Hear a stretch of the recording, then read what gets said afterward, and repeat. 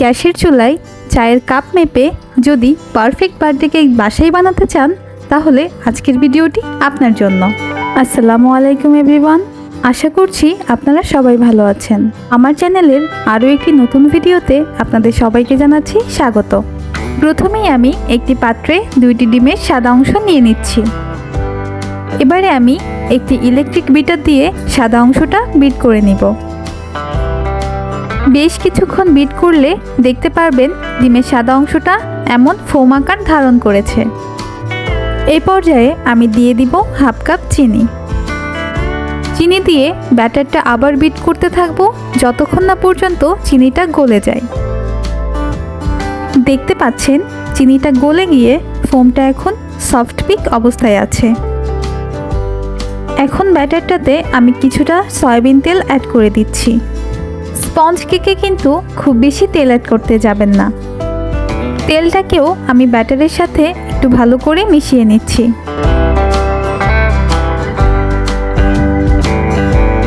ডিমের সাদা অংশের ফোমটা রেডি হয়ে গেলে আমি এটার মধ্যে 2টো ডিমের কুসুম দিয়ে দিচ্ছি।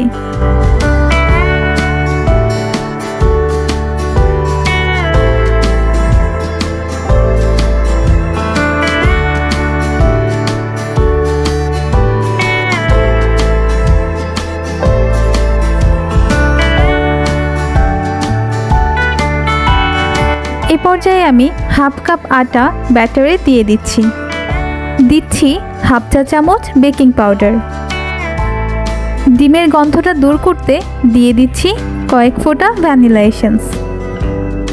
এবারে সব কিছু ব্যাটারের সাথে কাট অ্যান্ড ফোল্ড পদ্ধতিতে মিশিয়ে নিব। খেয়াল রাখবেন ডিমের সাদা অংশের ফোমটা যেন কোনোভাবেই নষ্ট না হয়ে যায়।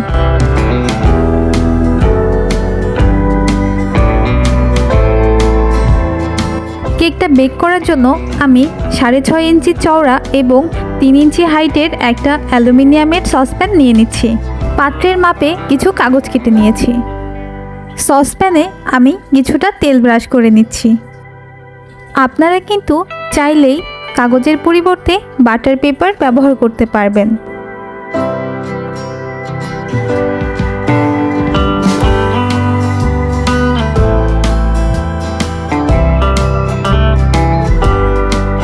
এখন আমি ব্যাটারটাকে সসপ্যানে ঢেলে নিচ্ছি।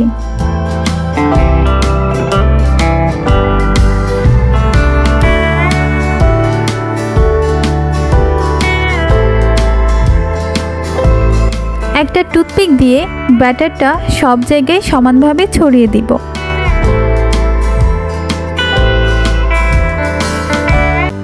এবারে রাইস কুকারের একটা পুরাতন বাটিতে আমি নিয়ে নিচ্ছি বালুর উপরে একটা স্ট্যান্ড বসিয়ে দিব। এবার চুলার লো হিটে কেকটাকে আমি বেক করে নিচ্ছি। আমার কেকটা বেক করতে 40 মিনিট মতো সময় লেগেছে। কেক বেক করার সময় চুলার জালটা কিন্তু বাড়ানো কমানো যাবে না। বারবার ঢাকনা উঁচু করেও দেখতে যাবেন না, তাহলে কিন্তু কেকটা চুপসে যাবে।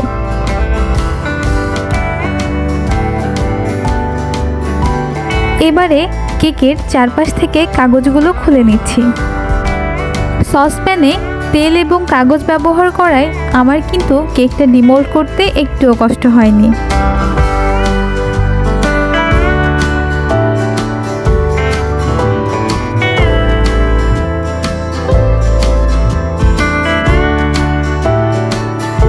দেখতেই পাচ্ছেন কেকটা ঠিক কতটা ফ্লাফি হয়েছে।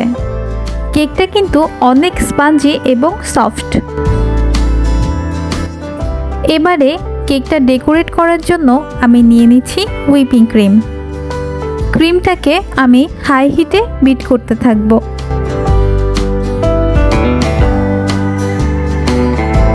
কিছুক্ষণ বিট করার পরই দেখতে পাচ্ছেন ক্রিমটা প্রায় 3 গুণ হয়ে গিয়েছে।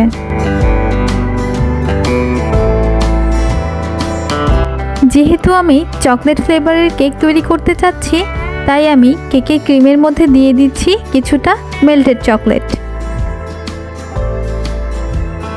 চকলেট দিয়ে ক্রিমটাকে আরও কিছুক্ষণ বিট করে নিব।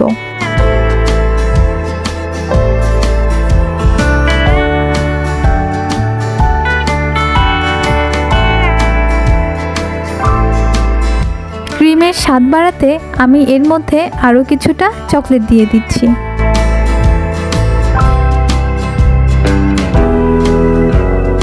ক্রিমটা এ পর্যায়ে আসলেই বুঝবেন ক্রিম রেডি। আমি কেকটাকে 3টা স্লাইসে কাট করে নিয়েছি। আমি আজকে এই ঢাকনাটার উপরেই কেক ডেকোরেট করব।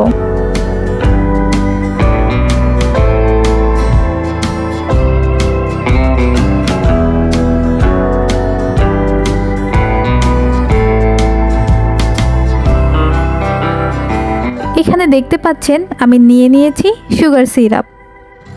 এটা কেকটাকে ময়েস্ট রাখতে সাহায্য করবে।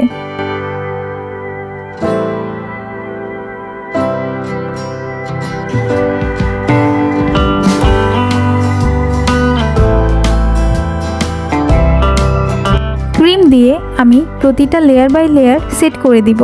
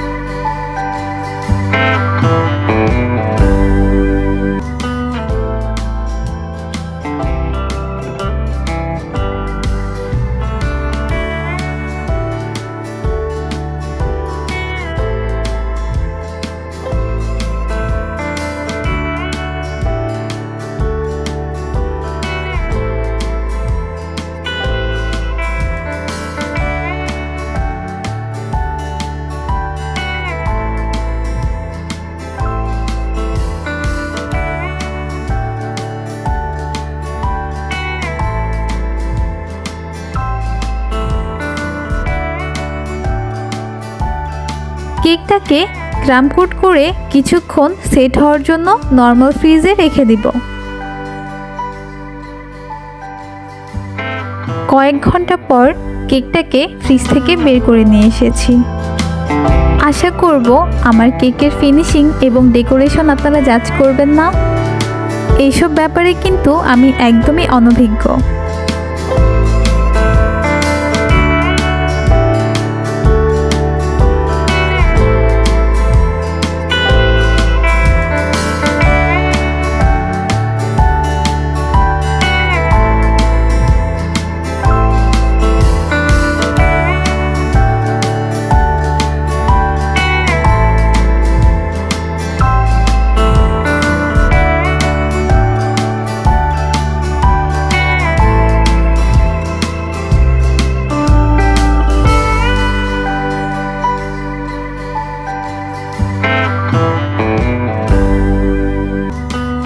কেকটাকে কোনো রকম একটা ফিনিশিং দিয়ে আমি এটার উপরে অ্যাড করে দিব চকলেট গানাশ।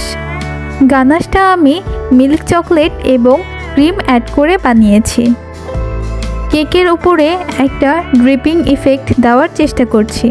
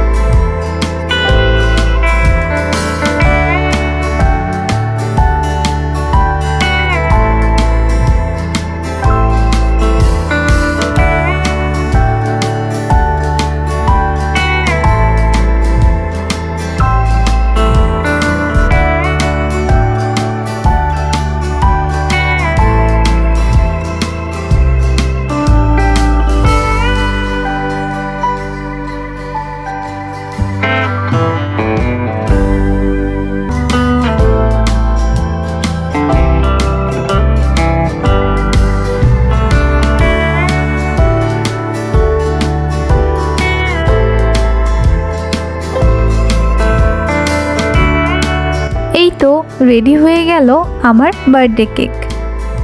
একদম সিম্পল রেসিপিতে আমি কিন্তু কেকটা বানিয়ে দেখালাম। আসুন তাহলে কেকটাকে একটু কাট করে দেখি।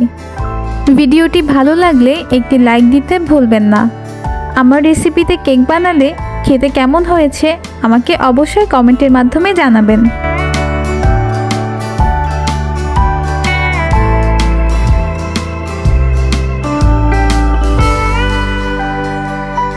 কেকটা ঠিক কতটা সফট হয়েছে আশা করি দেখেই বুঝতে পারছেন। কেকটা কিন্তু খেতেও অসম্ভব মজার হয়েছে। আপনারা সবাই ভালো থাকবেন এবং আমাদের জন্য দোয়া করবেন। আল্লাহ হাফেজ।